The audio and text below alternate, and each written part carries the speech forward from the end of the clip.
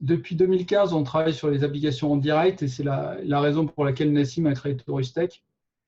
C'est pour la raison pour laquelle il est passé de la fondation qui faisait de la recherche, on va dire recherche pure, recherche fondamentale et recherche appliquée, et qui a en 2015 créé Torustech pour passer aux applications concrètes et aux applications commercialisables. Et c'est vraiment la vocation de la société de Torustech qui est basée en Californie.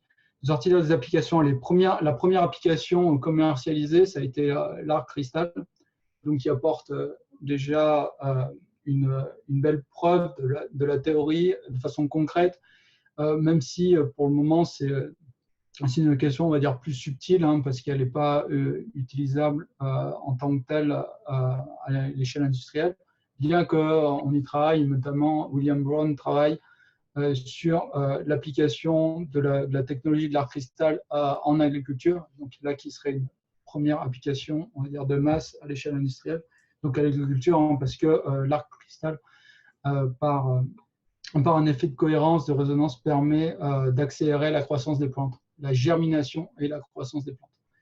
Donc ça, on va dire, c'est les applications qui sont déjà ou qui vont être sous peu sur le marché.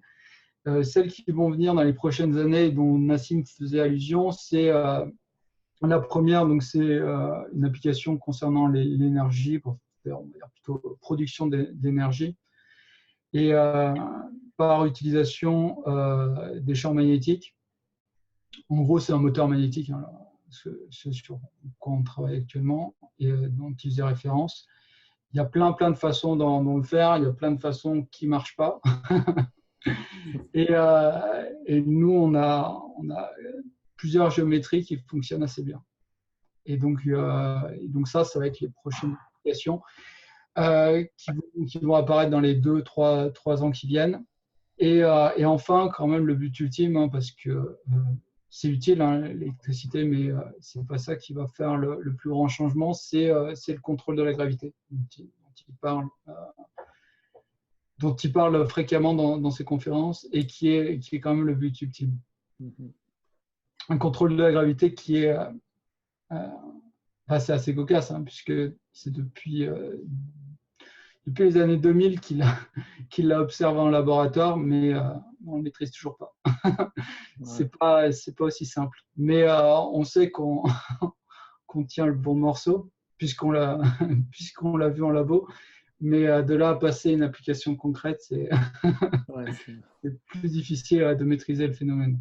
Pourquoi on fait toute cette recherche fondamentale? Et ben, c'est justement pour maîtriser ce que Nassim a vu en laboratoire.